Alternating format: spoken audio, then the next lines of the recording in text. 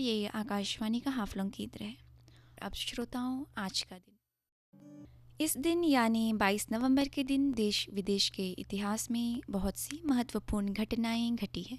जानेंगे उन घटनाओं के बारे में, साथ ही जानेंगे उन महान लोगों के नाम जो आज के दिन यानी 22 नवंबर के दिन इस दुनिया में आए, और साथ ही जानेंगे उन महान लोगों के नाम जिन्होंने आज के दिन दुनिया को अलविदा कहा। शुरुआत करेंगे आज के दिन की कुछ महत्वपूर्ण घटनाओं के साथ।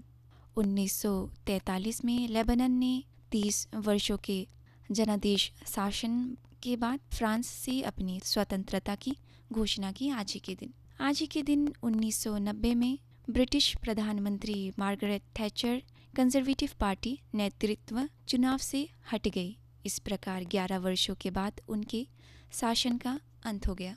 वर्ष 1936 में महान मुक्केबाज माइक टायसन केवल 20 साल की उम्र में ट्रेवर बर्बिक को हराकर मुक्केबाज इतिहास में सबसे कम उम्र के हैवीवेट चैंपियन बन गए। आज ही के दिन 1971 में भारत और पाकिस्तान ने एक दूसरे के हवाई सीमा का उल्लंघन किया और दोनों देशों के बीच हवाई संघर्ष शुरू हो गया, जिसे बैटल ऑफ बोयरा भी कहते हैं।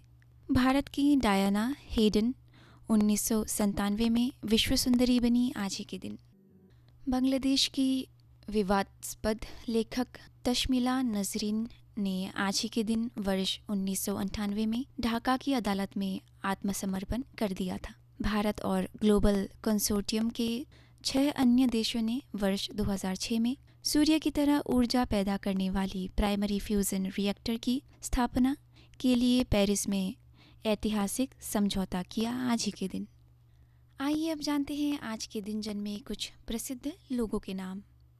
भारत की प्रथम प्रैक्टिसिंग महिला चिकित्सक रुखमाबाई का जन्म आज ही के दिन वर्ष 1866 में हुआ था। भारतीय स्वतंत्रता संग्राम में महात्मा गांधी के सिद्धांतों से प्रभावित खाद्य पदार्थों का प्रचार करने वाली एक ब्रिटिश सेना फ्रांसिस्को अधिकारी की बेटी मीराबेन का जन्म वर्ष 1892 में आज ही के दिन हुआ। भारतीय स्वतंत्रता सेनानी शहीद लक्ष्मण नायक का जन्म 1899 में आज ही के दिन हुआ। समाजवादी पार्टी के मुख्य और उत्तर प्रदेश के पूर्व अध्यक्ष मुख्यमंत्री मुलायम सिंह यादव का जन्म वर्ष 1939 में आज ही के दिन हुआ था। भारत की मशहूर यचिंग के खिलाड़ी पुष्पेंद्र कुमार गर्ग का जन्म आज ही के दिन वर्ष 1963 में हुआ था। श्रोताओं, ये थे उन प्रसिद्ध व्यक्तियों के नाम जिनका जन्म आज के दिन हुआ। अब आइए जानते हैं उन मशहूर लोगों के नाम जिन्होंने आज के दिन दुनिया को अलविदा कहा। प्रसिद्ध सिख नेता तारा सिंह का निधन वर्ष 1967 में आज ही के दिन हुआ। मध्य प्रदेश के पूर्व राज्यपाल और उत्तर प्रदेश के पूर्व मुख्यमंत्री राम नरेश यादव का निधन 2016 में आज ही के दिन हुआ। हिंदी और भोजपुरी भाषा के प्रसिद्ध विवेकी राय का निधन 2016 में आज ही के दिन हुआ। श्रोताओं, ये थे उन महान लोगों के नाम जिन्होंने आज के दिन दुनिया को अलविदा कहा। श्रोताओं, आज भारत की प्रथम प्रैक्टिसिंग महिला चिकित्सक रुखमाबाई का जन्मदिन है। 22 नवंबर 1864 में एक मराठी परिवार में जन्मी रुखमाबाई राउत पांडुरंग और जयंतीबाई की बेटी थी।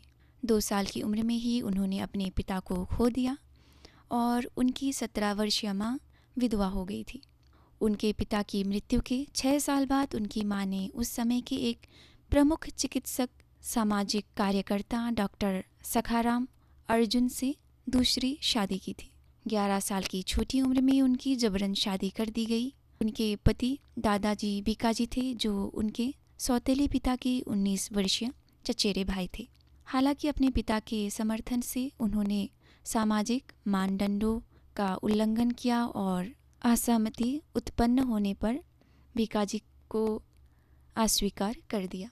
बीकाजी ने उनके इनकार से नाराज होकर मार्च 1884 में सखाराम अर्जुन को एक कानूनी नोटिस भेजा, जिसमें मांग की गई कि वे रुखमाबाई को उनके साथ शामिल होने दे। मामला 1885 में अदालत कार्यवाही तक पहुंच गई, जिसे बीकाजी बनम रुखमाबाई रूप में भी जाना जाता है।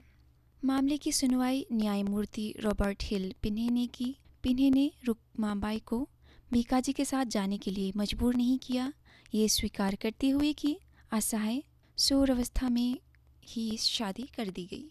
रुक्माबाई की कानूनी लड़ाई पर भारत और इंग्लैंड दोनों में व्यापक बहस छिड़ गई।